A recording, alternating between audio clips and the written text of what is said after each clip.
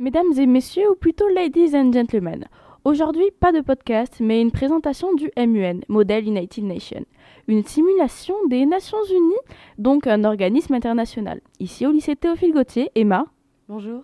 et Oran, Bonjour. les représentantes du secrétariat général du club Théo Moon, vous proposent de venir échanger, débattre en anglais sur les sujets mondiaux actuels, cette année sur l'Europe. Mais pourriez-vous nous éclairer sur le MUN? Qu'est-ce que c'est? Le MUN, c'est une simulation, reconstitution donc des Nations Unies. C'est une conférence en anglais donc qui reprend vraiment le modèle des Nations Unies. Donc des comités qui parlent donc d'économie, ECOSOC, d'environnement, environment ou de droits humains, human rights.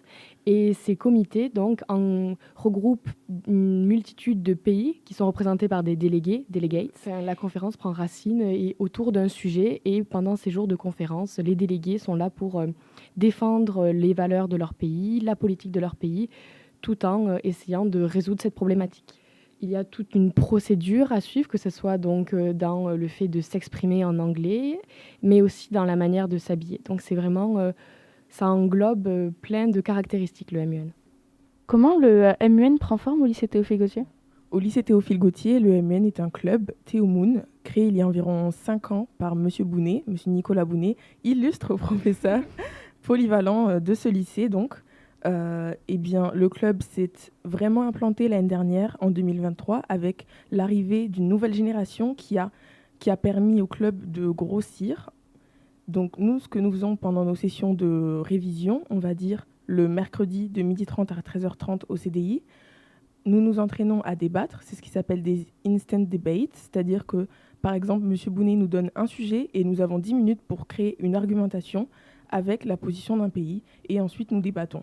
Aussi, nous préparons les conférences et créons des résolutions pour essayer de répondre aux problématiques qui sont données par les comités que ma collègue Emma a expliqué tout à l'heure.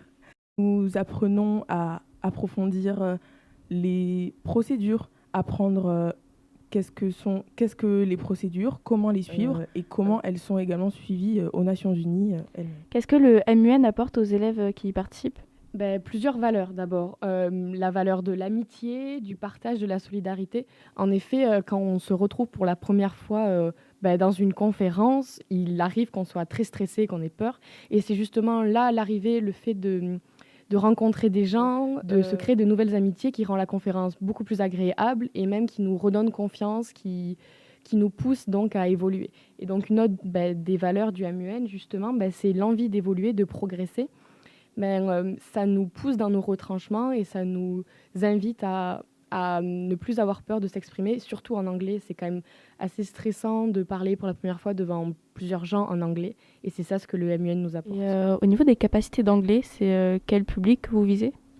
Alors, on ne vise pas un public en particulier, on vise une personne qui veut s'améliorer en anglais et essayer d'apprendre sur les situations géopolitiques du monde en général. Donc, même si une personne considère qu'elle a un niveau d'anglais bas, elle peut venir et pousser la porte du CDI pour essayer de progresser. Et c'est déjà un grand pas de se dire qu'on pourrait arriver à s'exprimer tout seul au MUN. Et c'est vrai que participer à ces conférences nous aide vraiment et nous permet de nous améliorer en anglais. Si on observe notre niveau en début d'année de seconde avec celui de, par exemple, fin d'année première ou fin d'année terminale, il y a vraiment un écart profond. Et qu'avez-vous déjà accompli au MUN?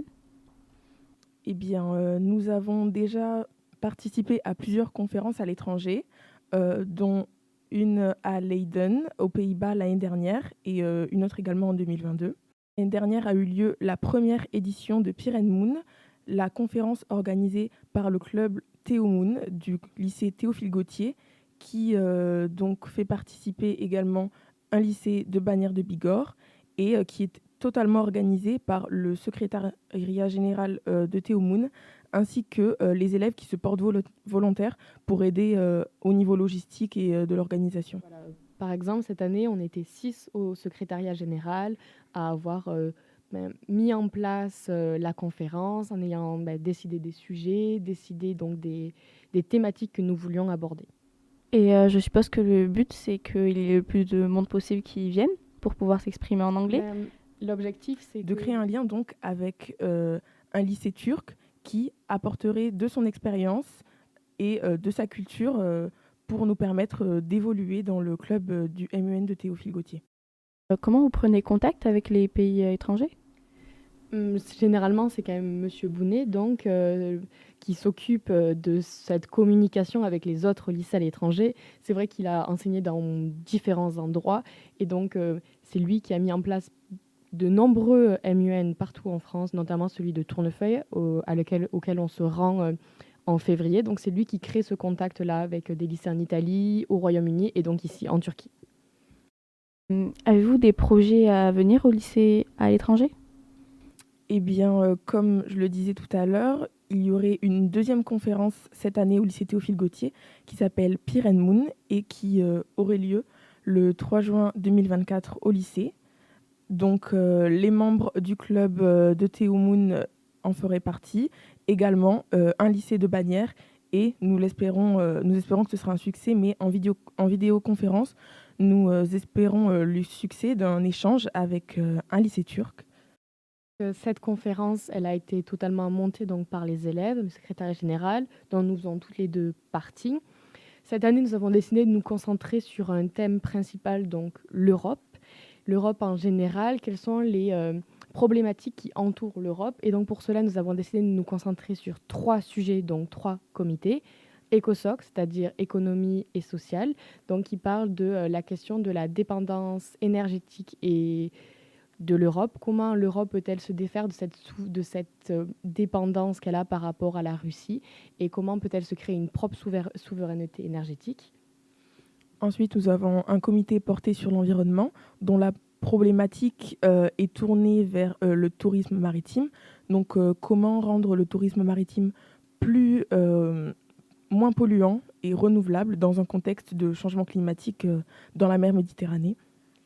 Et enfin, le dernier comité, c'est un comité spécial donc, qui parle de drogue et de crime avec la principale question. Qui est combattre finalement le trafic de drogue en Europe, tout simplement. Voilà, ces 3 problématiques donc, parlent à 3 échelles différentes de l'Europe et donc comment les élèves pourront, en défendant leur pays, à la fois défendre leur souveraineté étatique, mais en même temps la souveraineté de l'Europe en général. Ce qui est donc demandé aux élèves avant de venir à la conférence, c'est en fonction de leur niveau de préparer soit une résolution entière, c'est-à-dire apporter des solutions détaillées à la problématique, ou alors de venir simplement avec ce qu'on appelle des amendements, c'est-à-dire des petites solutions qu'ils pourront ensuite rajouter à une autre résolution et débattre. Donc le but de cette conférence, c'est pour les élèves donc, qui débutent d'avoir un premier ressenti par rapport au MUN en s'exprimant donc, dans un petit lycée avec des petits comités. On est 30 délégués dans la globalité par comité. Donc c'est de s'exprimer en anglais, d'apprendre à écrire une résolution et d'apprendre le fonctionnement du MUN. Pour après, pour les conférences un peu plus grandes, donc à l'étranger ou encore à Toulouse, comme nous en avons parlé, de savoir bien s'exprimer et de savoir à quoi s'attendre, surtout lorsque on arrive dans ce genre de conférence. Qui et comment les élèves doivent contacter le lycée pour pouvoir participer au MUN? Eh bien, les étudiants du lycée Théophile Gautier sont tous invités à venir au MUN, de seconde, de première, de terminale. Ils ont tous autorisé. Donc le MUN, c'est un club, donc c'est libre. On peut y venir et y partir quand on le souhaite. Et le club MUN, c'est également quelque chose à mettre en plus sur Parcoursup. Voilà, ça fait toujours une expérience pour montrer à son employeur, à une école à laquelle on voudrait accéder, qu'on est capable d'atteindre des objectifs que l'on s'est fixés nous-mêmes, car un club, c'est un choix personnel, voilà, ce n'est pas une obligation. Et donc, voilà, de montrer qu'on s'intéresse aux problèmes de géopolitique actuels, que l'on progresse en anglais, que l'on est autonome. Et pour finir, qu'est-ce qui motiverait les élèves à passer la porte du CDI? Il y a plusieurs raisons qui motiveraient les élèves à venir au club MUN. D'abord, se créer des souvenirs. Quand on fait partie du MUN, on voyage, on se forge des amitiés qui resteront quand même marquées à vie, je pense. Et oui, le fait de créer des émotions nouvelles en se forgeant une nouvelle amitié, ça motiverait les élèves déjà à venir, mais c'est pas tout. Il y a aussi la fierté d'avoir accompli quelque chose. Merci à Emma et Oran pour ces informations sur le MUN. Merci à vous aussi, auditeurs, de nous avoir suivis. Théo Moon vous attend le 3 juin au lycée Théophile Gautier.